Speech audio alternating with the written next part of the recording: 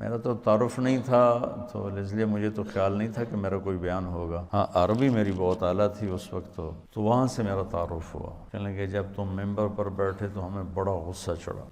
تو میں سب سے پہلے 1982 میں گیا تھا انگلستان، اس وقت میری ابھی شادی بھی نہیں ہوئی، اور ایسی مشورے میں بیٹھے تھے رائیونڈ میں رائیونڈ میں ہوتا تھا، تو انگلینڈ کی جماعت بننے لگی چلی، تو وہ جس کا ایک لمبا سفر ہو چکا ہو اور شادی شدہ ہو، یہ دو شرطیں لازمی ہیں چھوٹے سفر جانے کے لیے۔ یہ چلے کی جماعت تھی، لہٰذا ہم تو غافل بیٹھے تھے، ٹھیک ہے ابھی بن جائے گی۔ میرے ساتھ بیٹھے تھے عبدالحلیم صاحب رحمۃ اللہ علیہ، ملتان کے بڑے اکابر تبلیغ میں تھے، ساری زندگی تبلیغ میں لگا، تو وہ مجھے مذاقاً کہنے لگے تیرا نام لے دوں؟ تو میں نے بھی ہنستے ہنستے کہہ دیا لے دو، لے دیں، کیونکہ ان کو بھی پتہ تھا کہ طے نہیں ہوگا، مجھے بھی پتہ کہ طے نہیں ہوگا، تو ہم دونوں نے اس کو مذاق بنا لیا کہ تیرا نام لوں؟ میں کہا لے دوں۔ تو جب وہ 3-4 نام طے ہو گئے تو انہوں نے کہا جی طارق جمیل بھی چلا جائے، تو عبداللہ صاحب نے فرمایا ہاں یہ بھی چلا جائے۔ تو وہ میں بھی ایسے ہو گیا اور وہ سارے ایسے ہو گئے، تو مولانا ظاہر شاہ صاحب رحمۃ اللہ علیہ فرمانے لگے اس کا تو کوئی سفر نہیں ہوا۔ کہنے لگے کوئی بات نہیں، خدا بخش ساتھ ہے، سنبھال لے گا۔ بھائی خدا بخش صاحب امیر، اس کی شادی بھی نہیں ہوئی، کہا کوئی نہیں، خدا بخش اس کے ساتھ ہے، اس کو سنبھال لے گا۔ میں ہکا بکا حیران، بھائی یہ کیا ہو گیا؟ مجھے تو خواب و خیال بھی نہیں تھا کہ ایسے ہو جائے گا۔ تو سارے مشورے والے بھی حیران ہو گئے، اللہ نے میرا نصیب لکھا ہوا تھا۔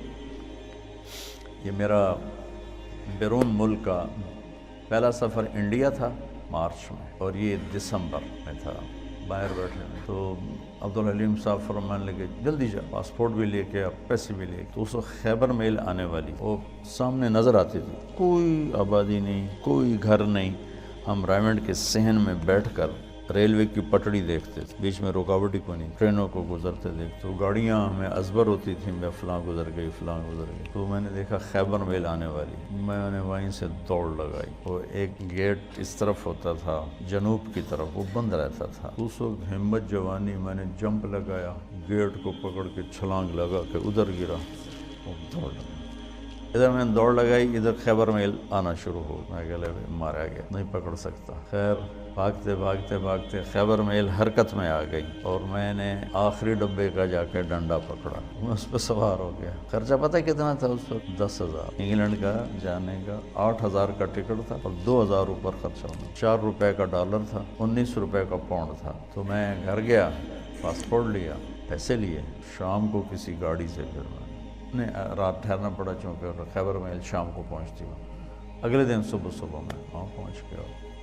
پہلا سفر ہمارا 1982 میں کراچی سے ہماری پرواز تھی PIA، پہلے دبئی، پھر استنبول اور پھر لنڈن۔ یہ ہمارا 1982 کا پہلا سفر تھا۔ مجھے جانتے بھی کوئی نہیں تھا، جوڑ تھا، قاضی صاحب رحمۃ اللہ علیہ، خدا بخش صاحب رحمۃ اللہ علیہ، بھائی فاروق تھے رحمۃ اللہ علیہ آٹے والے، ڈاکٹر امجد صاحب تھے، اور یہاں سے میں جماعت ساری کراچی سے تھی، صرف پنجاب سے میرا نام اس میں آیا تھا۔ عبدالستار کتھوریا صاحب تھے، سب اللہ کو پیارے ہو گئے، بس ایک ڈاکٹر امجد صاحب نہیں ہے۔ میں تو پہلی دفعہ ٹھنڈ میں گئے، نہ اتنی ٹھنڈ کبھی دیکھی تھی، جو ہی باہر نکلے تو لگا سارا خون ہی جم گیا ہے۔ لندن مرکز چھوٹا سا پرانا سا، بدبو آئے اس میں، وہاں ہماری جماعت ٹھہری۔ 2 دن کے بعد ہم ڈیوزبری گئے تو جوڑ تھا، یہ جتنے آپ بیٹھے ہو نا بس اتنا مجمع تھا، پورے ڈیوز انگلینڈ کے اجتماع کا اتنا مجمع جتنا آپ بیٹھے، اور اس میں بھی کوئی چل پڑا ہے، کوئی آ رہا ہے، کوئی جا رہا ہے۔ تو میرا تو تعارف نہیں تھا،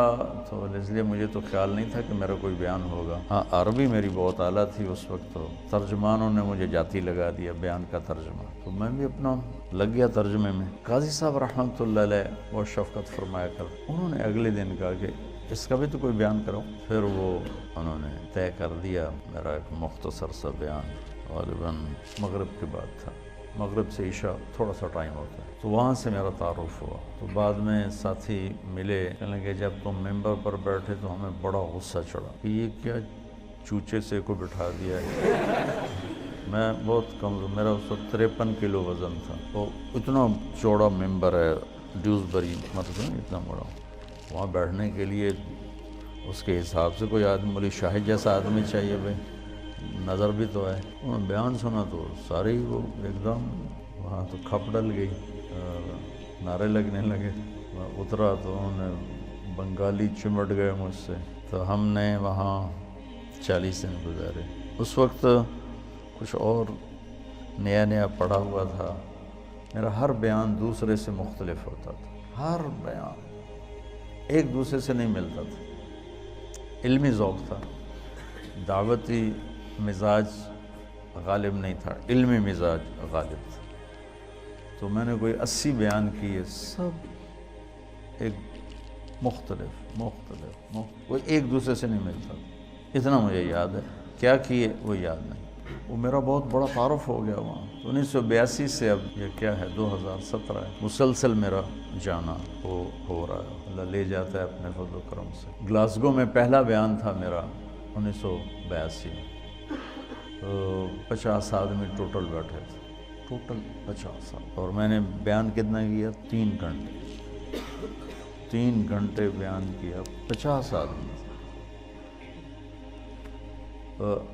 ابھی گلاسگو میں گیا ہوں تو ان کی جامع مسجد میں کوئی 7-8 ہزار کی گنجائش ہے، بیسمنٹ، ہال، پھر اوپر گیلری، پھر دائیں بائیں کمرے، تو کسی جگہ کھڑے ہونے کی جگہ نہیں تھی، کسی ایسے بھرے ہوئے، اوپر عورتیں بھری ہوئی، مرد، اور سب تمہاری طرح نوجوان، سب نوجوان۔ لنڈن مرکز میں بیان ہوا تو بہت بڑا مجمع کھڑے ہو کے سن رہا تھا، بیٹھنے کی جگہ کوئی۔ بلیک برن مرکز میں بیان ہوا، بہت بڑا مجمع کھڑے ہو کے سن رہا تھا۔ اور بلیک برن میں نے کوئی 2.5 گھنٹے بیان کیا، کھڑے رہے لوگ، ایک بھی نہیں بیٹھا، سب کھڑے۔ وہاں گلاسگو میں بھی ایسے ہی دیکھا کہ جن کو نیچے بیسمنٹ میں جگہ مل رہی وہ نیچے نہیں جائے، وہ دروازے میں کھڑے ہو کے بس دیکھنا چاہتے ہیں، دیکھ کے سننا چاہتے ہیں۔ تبلیغ کے کام کے اثرات کس طرح معاشرے پر پڑے، یہ آپ یہاں بیٹھ کے نہیں سمجھ سکتے۔ تو تھوڑا تھوڑا آپ کا مطالعہ ہے اور شیطان آپ کو صاحب رائے بنا دیتا ہے، اور پھر آپ خود اپنی رائے قائم کرنا شروع کر دیتے ہیں، اس سے آپ مار کھا جاتے ہیں اور گھاٹے کے سودے کر بیٹھتے ہیں۔ اللہ نے میری حفاظت فرمائی، میں نے اپنے فیصلے خود کبھی نہیں کیے تھے، حالانکہ جتنا میں پڑھتا تھا نا تم اس کا 100واں بھی نہیں پڑھ سکتے اس وقت کی بات۔ اب تو مجھے مدت ہوئی ہے یار کو مہما کیے، ماں ہرچہ خواندائیں فراموش کردائیں، بھول بھلائیاں ہوئی، لیکن میں 1 منٹ میرا خالی نہیں ہوتا تھا۔